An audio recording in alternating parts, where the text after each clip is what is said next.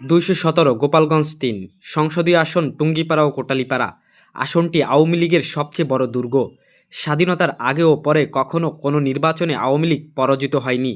তবে পরিবর্তিত পরিস্থিতিতে আওয়ামী লীগের কার্যক্রম নিষিদ্ধ হওয়ায় এই আসনে সুবিধাজনক অবস্থায় রয়েছেন বাংলাদেশ জাতীয়তাবাদী দল বিএনপি।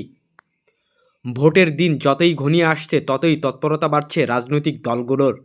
প্রার্থীদের পক্ষে চলছে মিটিং, মিছিল, মোটর শোভাযাত্রা, লিফলেট বিতরণসহ নানা কর্মসূচি। গোপালগঞ্জ ৩ আসন থেকে বিএনপির মনোনয়ন পেয়েছে কেন্দ্রীয় স্বেচ্ছাসেবক দলের সভাপতি ও টুঙ্গিপাড়ার সন্তান এস জিলানী। এই আসনে জামায়াতের মনোনীত প্রার্থী গোপালগঞ্জ জেলা জামায়াতের আমির এম রিজাউল করিম। এছাড়া স্বতন্ত্র প্রার্থী হিসেবে রয়েছেন অ্যাডভোকেট হাবিবুর রহমান হাবিব। নির্বাচনী প্রচারণায় ব্যস্ত অন্যান্য দলগুলো। ৩,২৮,৭৮৪ জনের ভোটারের এই আসনে কৃষি এবং ব্যবসা মানুষের প্রধান আয়ের উৎস। এখানকার সাধারণ ভোটারদের চাওয়া সুষ্ঠু নির্বাচনে যোগ্য প্রার্থী আসুক বিজয়ী হয়ে। নির্বাচন তো আমরা চাই যে সুষ্ঠু নির্বাচন হোক, আমরা তো গ্যাঞ্জাম নির্বাচন চাই না, তাই তো যেই হোক আমার পছন্দের প্রার্থী তো আমরা এমন একজন চাই যে যাতে আমাকে সে নিরাপত্তা দিয়ে রাখতে পারে, নিরাপত্তা দিতে পারে, এইরকম প্রার্থীর দরকার আমাদের। আমরা এমন একটা প্রার্থী চাই যাতে আমরা হিন্দু মুসলমান সবাই শান্তিতে বসবাস করতে পারি, এইরকম একটা প্রার্থী চাই। সন্ত্রাস চাই না, চাঁদাবাজ চাই না।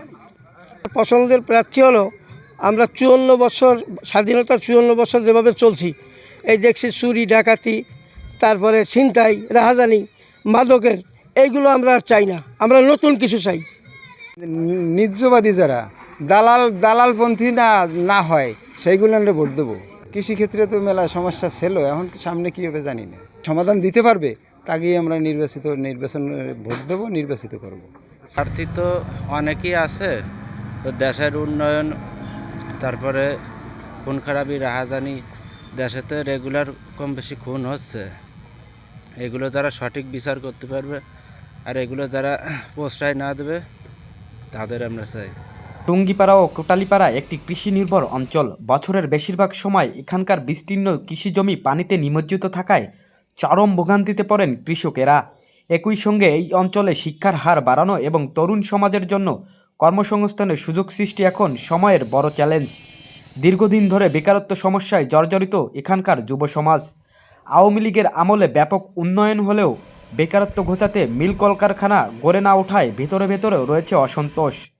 এলাকাবাসীর প্রত্যাশা, যিনি কৃষি সমস্যা সমাধান, শিক্ষার মান উন্নয়ন এবং বেকারত্ব দূরকরণে কার্যকর ভূমিকা রাখবেন তাকেই প্রার্থী হিসেবে বেছে নেবেন। রাজনৈতিক ব্যবস্থার অনেক উন্নয়ন হয়েছে, কিন্তু সাধারণ মানুষের ভাগ্যের কোনো পরিবর্তন হয়নি। এই অঞ্চলে যদি কোনো মিল ফ্যাক্টরি তৈরি হতো তাহলে সাধারণ মানুষের অনেক ভাগ্যের উন্নয়ন হতো, তাদের কাজের পরিবর্তন হতো। সংসদ নির্বাচনে আমরা ভোট দেওয়ার ক্ষেত্রে এই জিনিসটা লক্ষ্য করব, যারা আমাদের এলাকার উন্নয়নে কাজ করবে এবং বিশেষ করে শিক্ষাক্ষেত্রে, চিকিৎসা এবং কৃষিক্ষেত্রে যারা ফোকাস দিবে। আমি তরুণ ভোটার হিসেবে আমাদের এলাকায় যারা শিক্ষা পাশে থাকবে সবসময়, আমরা তারই ভোট দেবো, তাকেই বেছে নেব। বেকারত্ব এবং শিক্ষার পাশে যারা থাকবে তাদেরকে ভোট দেব। একটা সুষ্ঠু অবাধ নির্বাচন হয়, যাতে দেখা যাচ্ছে যে আমাদের এই যে বর্তমান দেশের যে সমস্যা, এই সমস্যাগুলো যাতে না থাকে, সেরকম একটা দল যাতে ক্ষমতায় আসুক, একটা নির্বাচনের দেশটা সুষ্ঠু হোক, যাতে আমরা সবাই হিন্দু মুসলিম যারা আছি সবাই মিলেমিশে একসঙ্গে বসবাস করতে পারি। আমরা সেরকম একটা পরিবেশ এবং সেরকম একটা নির্বাচন চাই। রাস্তাঘাটের সমস্যা, ওই বিলি পানি নামে না, সেই সমস্যা, খাল খোলের খরল হয় না, কত সমস্যা। কৃষিকাজের তো এখন সার ওষুধ, কত সমস্যা। সার ওষুধ লাইন ধরে থাকতে হবে, যা আবার লাগবে তা ভাবো না। এদিকে সুষ্ঠু নির্বাচন আয়োজনে প্রস্তুতি নিচ্ছে নির্বাচন অফিস। আপনারা জানেন যে ইতিমধ্যে এই নির্বাচন কমিশন থেকে তফসিল ঘোষিত হয়েছে, যে তফসিল মোতাবেক আমাদের মনোনয়নপত্র দাখিলের শেষ সময় এ মাসের 29 ডিসেম্বর। নির্বাচনের জন্য আমাদের সর্বাত্মক প্রস্তুতি রয়েছে। নির্বাচন কমিশনের নির্দেশনা মোতাবেক আইন শৃঙ্খলা বলেন, যত কিছু বলেন, সর্বাত্মক প্রস্তুতি গ্রহণ করবে এবং আশা করি একটি সুন্দর নির্বাচন টুঙ্গিপাড়াতে হবে। আর এ যাবৎ পর্যন্ত কোনো অপ্রীতিকর ঘটনা ঘটেনি এবং পরিবেশ সুন্দর রয়েছে। আমাদের আচরণবিধির লঙ্ঘনের ক্ষেত্রে আমাদের আচরণবিধি রয়েছে। যদি এই ধরনের আচরণবিধি কেউ লঙ্ঘন করে তাইলে প্রথমে আমরা তাকে শোকজ দিব, শোকজ দেওয়ার পর তাকে আচরণবিধি তাকে শুধরানোর সুযোগ দিব। পরবর্তীতে সে যদি আবার একই ধরনের ঘটনা ঘটায় তাহলে নির্বাচন কমিশনের আইন কানুন রয়েছে, নির্দেশনা মোতাবেক ব্যবস্থা গ্রহণ করা হবে। সব মিলিয়ে গোপালগঞ্জ 3 আসনের নির্বাচনী মাঠ ধীরে ধীরে উত্তপ্ত হলেও ভোটের মাঠে চূড়ান্ত হাওয়া এখনও অপেক্ষমান।